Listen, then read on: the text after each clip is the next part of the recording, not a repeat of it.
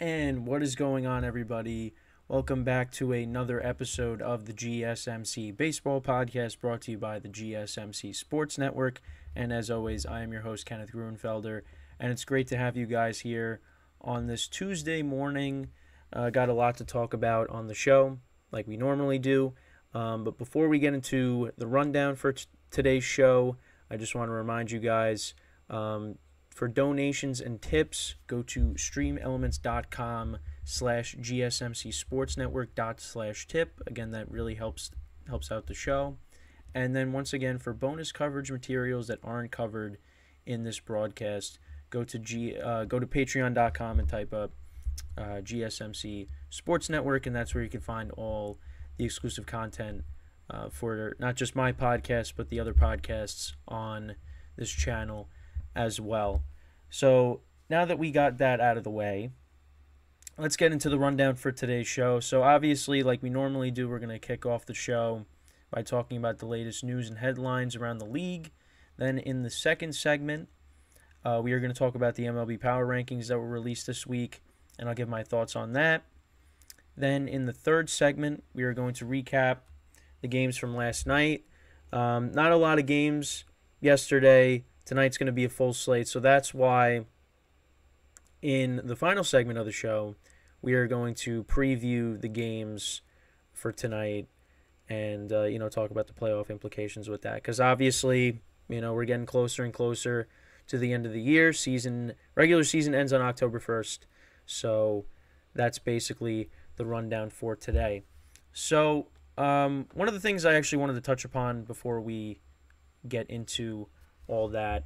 So yesterday, I made a minor error when I was talking about the Diamondbacks and the Yankees because I opened up the show by talking about the latest headlines, and I just talked about how the Yankees got eliminated from the playoffs, playoff contention. But one of the things I forgot to mention was the fact that Aaron Judge hit 3 home runs on Friday, and for some reason I forgot that it was against the Diamondbacks. Because I did mention that the Diamondbacks won the first 2 games, and we'll get into it later in the show, but they ended up losing yesterday to the Yankees, and the Yankees took 2 out of 3. So I just nonchalantly said, yeah, the Diamondbacks took the first 2 games in the series, and they're trying to go for the sweep. So that's on me, and especially that had to do with my team, but that just shows you, the kind of season that the Yankees are having where I just was like, yeah, they lost. But again, I knew Judge hit 3 home runs. I was going to bring that up, and I forgot to do that. But I was just so focused on, the Yankees being eliminated that I didn't mention that.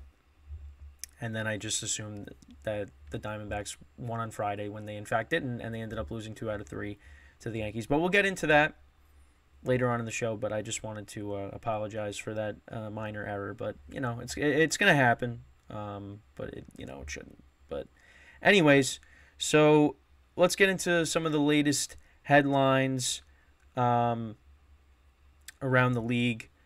So one of the big things is Terry Francona, the manager of the Guardians. So he is going to be retiring at the end of the season. So he is no longer going to be managing anymore. And we'll take a deeper dive into that at some point. But yeah, Terry Francona, definitely one of, probably one of the best managers in my lifetime.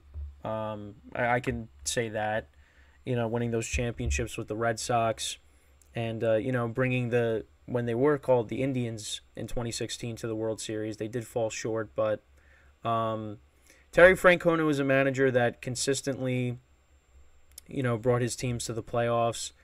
Obviously, with the Red Sox, it didn't end the way he wanted it to, and I don't remember if he took a break and then he came back, but yeah, no, he's been a solid manager for the Guardians now, and he dealt with some health issues, over the course of the last couple of years, so I think that forced him to miss some time, but he's one of the, like I said, he's one of the best managers in my lifetime, and somebody that had a lot of success over the course of his career, and yeah, a well-deserved retirement. So congratulations to him and best of luck in his retirement. And yeah, he's managing his last couple of games for the season, and then that's going to be it. And the Guardians are going to be looking for a new manager. But yeah, definitely somebody else, again, for somebody that's 23 years old, somebody else from your childhood that, was, big part of it, as much as it was part of, a team that you didn't necessarily like in the Red Sox, and you still don't like. It's definitely it's sad when you see guys that you grew up watching, being a part of those teams and being around for a while as you're getting older, and now he's retiring. So, but congratulations to him, like I said, and best of luck in his retirement. So that's one of the bigger headlines for today, is mentioning that. So MLB also came out with an article with 10 of the most bonkers stats of 2023. So the Braves one of them is the Braves have a 5.01 slugging. And, I mean, they have the best record in baseball, so you kind of know why that's the case. I mean, you got Ronald Acuna, who's going to win MVP. You got Matt Olson, who's an MVP candidate as well. So, Matt Olson's got 52 home runs. Acuna's got 40. And, you got some other guys on the team that got power, Austin Riley and Ozzie Albies as well. You also have Marcell Ozuna, too. So, yeah, that's basically the 5 players that they talk about in the article, is those 5 players. And that's why their OPS is, not their OPS, their slugging is where it is.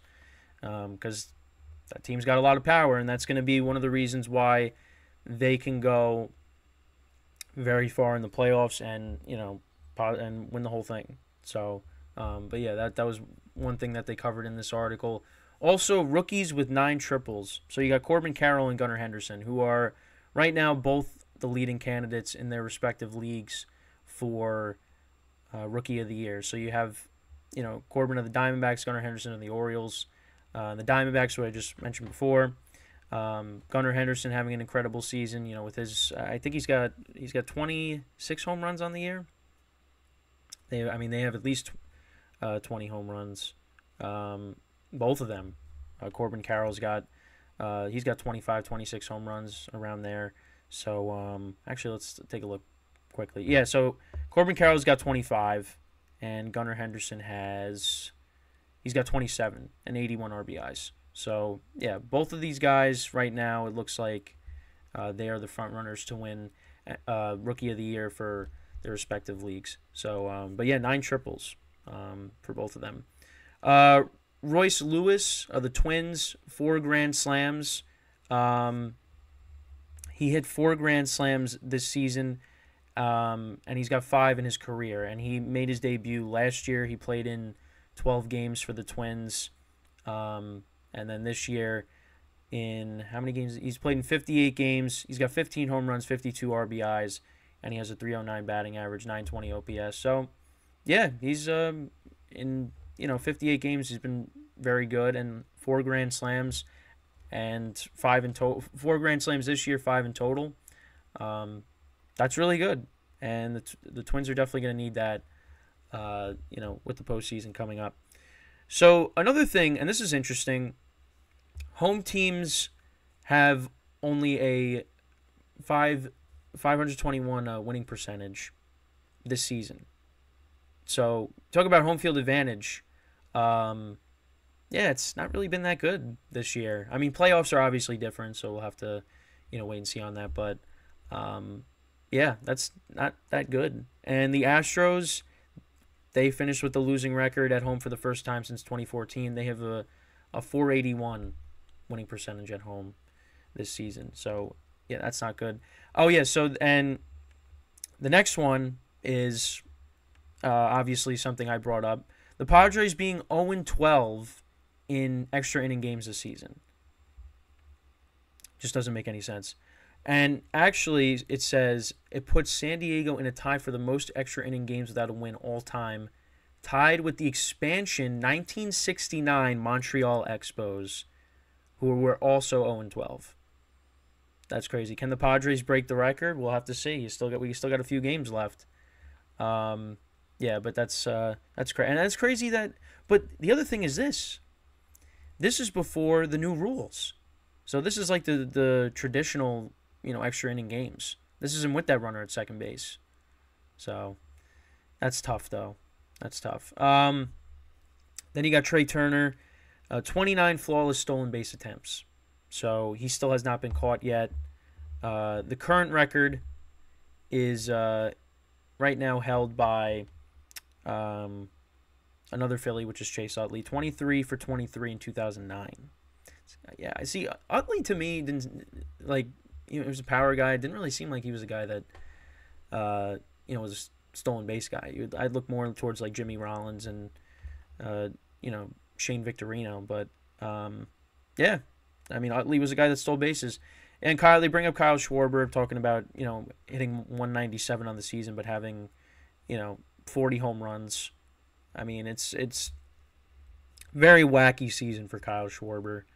Clayton Kershaw, he's leading the team with 126 and a third innings pitched. Guy's a workhorse. That's why he's a future Hall of Famer. And, he's going to be an important piece for the Dodgers in the playoffs. Ohtani, even though he's dealt with injuries this season, he's got a 10 WAR. So that just that shows you how. And Aaron Judge's WAR was very high last year as well. So that just goes to show you, the impact that Ohtani has. Although the Angels' season has just spiraled out of control now. Mike Trout, he's out for the rest of the year. That was confirmed. I don't know if I mentioned that yesterday, but I mean, I think we all pretty much knew that was the case even before it was confirmed. So, but yeah, it just stinks that Trout's been dealing with injuries a lot recently. So the return of the 2020 player, you have Chas McCormick. He's one stolen base away. Bogarts is a homer and 2 steals away. Yelich and Josh Lowe are a homer away.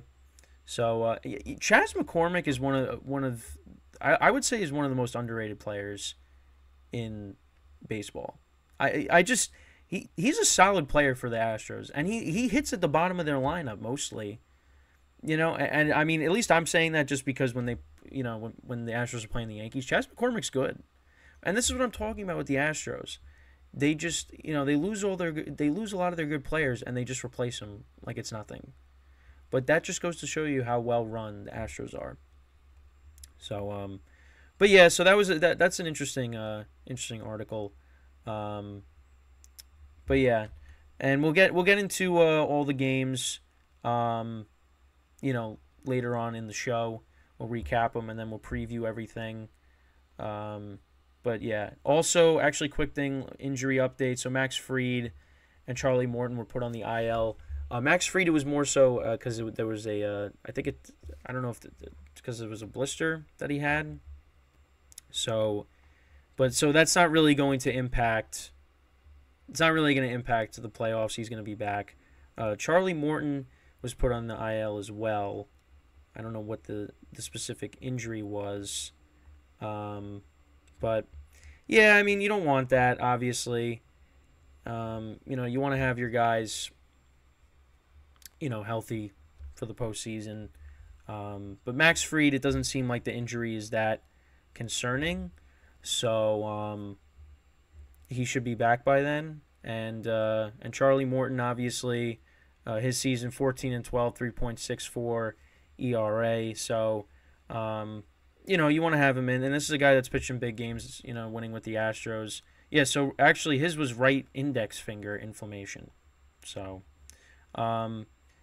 they should get these guys back, obviously. And I did mention that Fried is dealing with the blister injury. So, well, if you even want to call it just a blister. I don't know why I said blister injury, but yeah, so they should get these guys back. So I don't think that's anything too concerning. But you want to have these guys back by the playoffs, obviously. But the Braves do have a first-round bye, so that helps. But, yeah, that's pretty much it when it comes to the latest news and headlines. So with that, we are going to take our first break of the show. And then when we come back, we are going to discuss the MLB Power Rankings that were released this week and go over that. So Stick around, and we will be right back here on the GSMC Baseball Podcast.